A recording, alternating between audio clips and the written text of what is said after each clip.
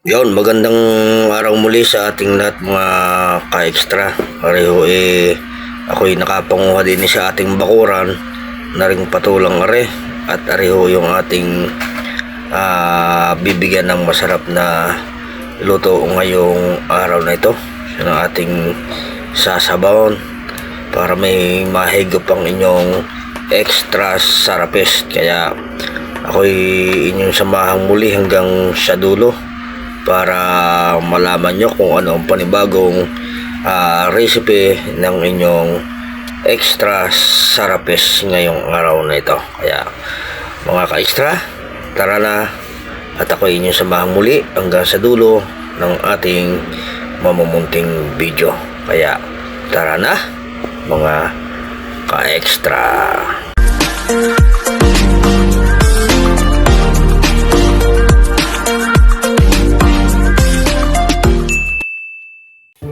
At ito na nga yung ating mga gagamitin ngayong araw na ito. Ang ating patulas o tanghon, saka yung ating bawang sibuyas, saka yung ating nor. Ayan.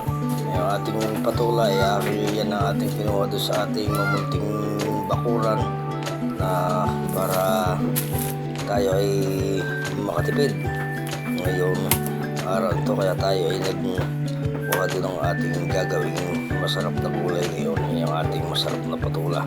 At yan nga ay sisimulan natin yung balatan ng ating patula para pagkatapos yan ay magawa natin ng magandang luto yung ating yan. Diyan isa na lang yung ating babalatan. Napakasimple nito mga ka-extra. At kung nais nyo ng simple luto, ay ito, simple talaga ito mga ka-extra. Isa lang yung ating panghalo, chicken lang at saka yung ating sotanghon. Yan, para hindi na kayo mag-isip ng iba pang masarap na luto dito sa ating patula. Ayan, ako medyo may natusok pa ng kaunti yung ating katawan ng ating patula, sayang. Ayan.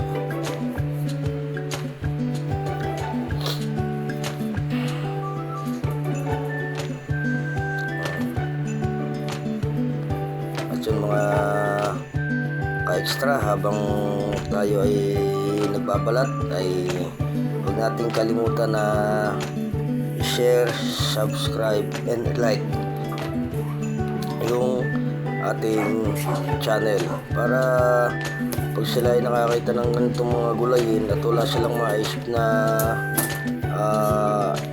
ibang luto sa kanilang mga patula, ay siya hindi na kayo mag-iisip at ito na yung inyong pagkakataon ng mga ka-extra na simpleng luto.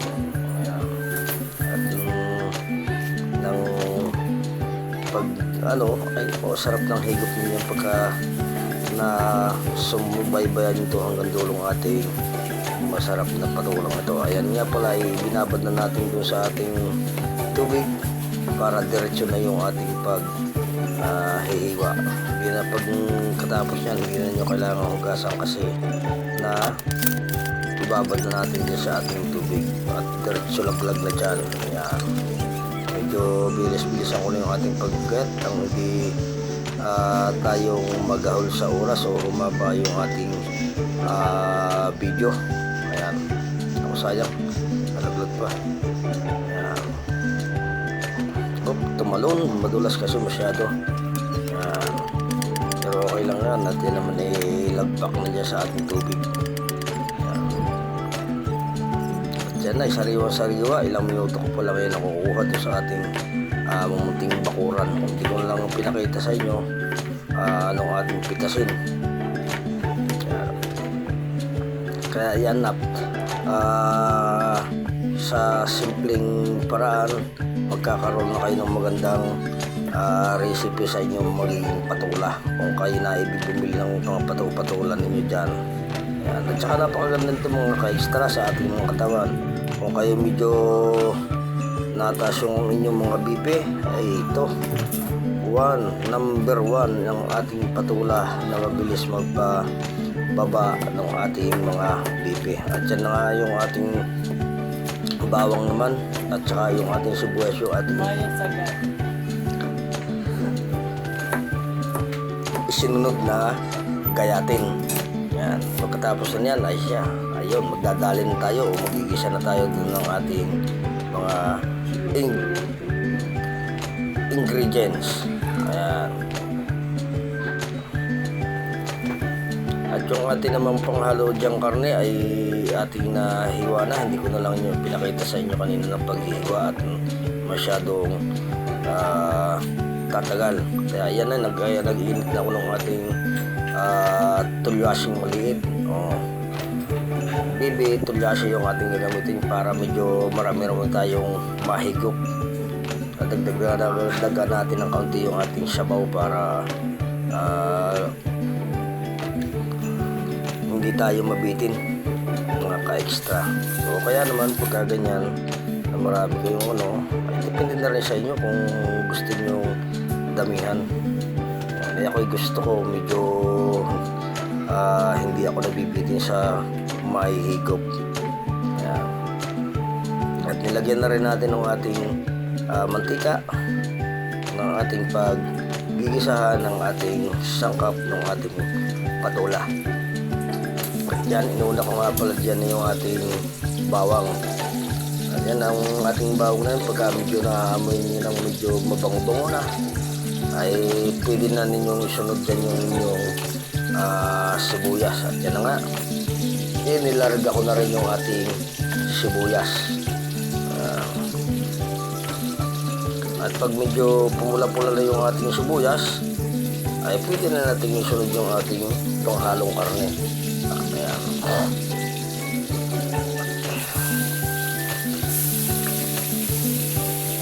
At yan na, sinunod ko na nga yung ating panghalong karne.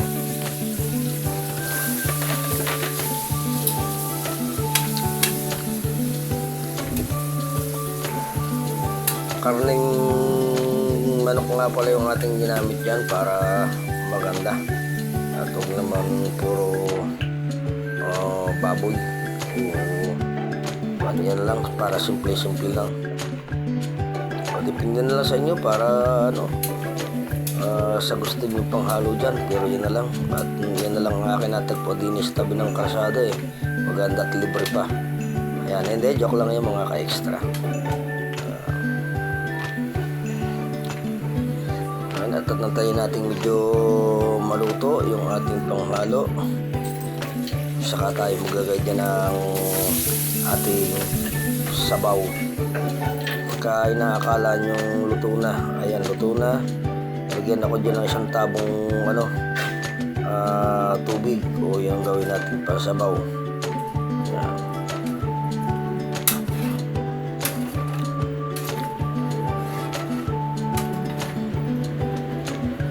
Tapos antayin natin lumambot na ng tuluyan yung ating karne.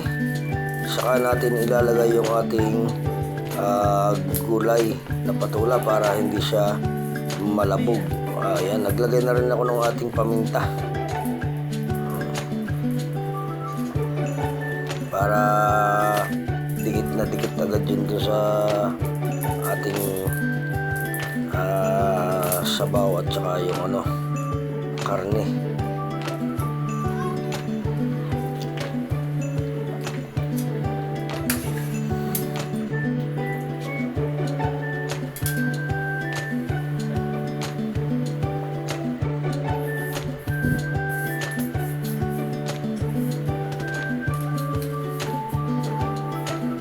Ayan, medyo kumulo na yung ating tubig. Ayan, ilalagyan na rin natin ng kaunting asin. Mamaya natin timplahan ng tuloy pagka nilagay natin yung ating patula at saka yung ating sutanghon, kasi yung ating patula dyan ay nagtutubig pa yan kasi matubig talaga ang mga patula. Kaya mamaya natin kukumplituhin yung kanyang alat o yung timpla. Ayan, ilagay ko na rin yung ating patula. Ayan.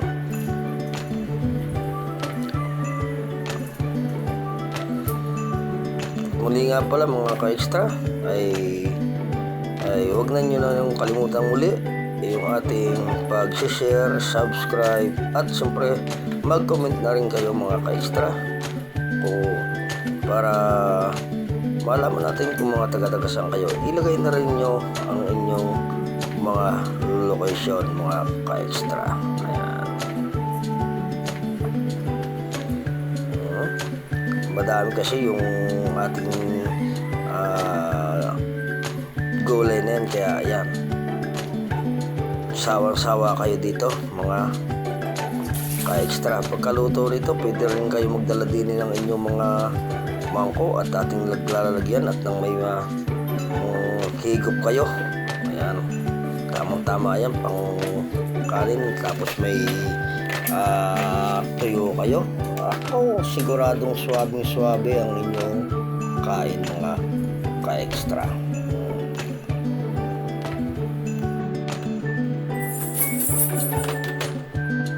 At yan, nalalapit na yung ating pagkaluto ng ating masarap na patula ngayon. Antayin na lang natin medyo kumulo pa ng kaunti. At pag medyo natansyanan nyo na, ay saka nyo na ilagay yung ating swatamon. Ayan, kaya yan, nilagay ko na yung ating masarap na swatanghon.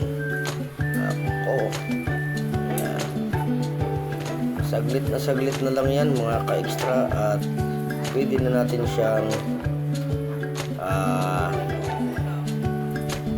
patayin yung ating apoy kasi pangit sa sutanghon ang masyadong labog.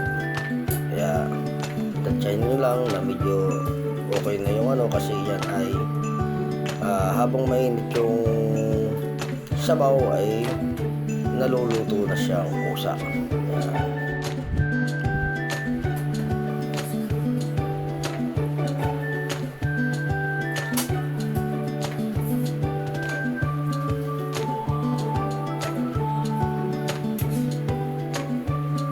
Ayan, pwede na yan mga ka-extra.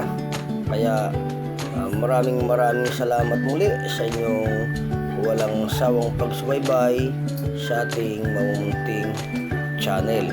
Ayan, at magsikuhan na kayo ng inyong mga mangko at dalhin nyo dito at ating paglalagyan na nang kayo ay makasibog na rin mga ka-extra. Ayan.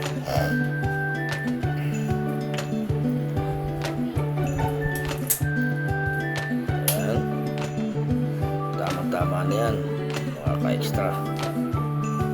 Yun, talagang nang kakagutom na yung asbok ng ating gulay. At yan, pinatay ko na rin yung ating kalan. At yan na ang ating masarap na lutong patula with swatanghon. Yan, maraming salamat uli sa inyong lahat.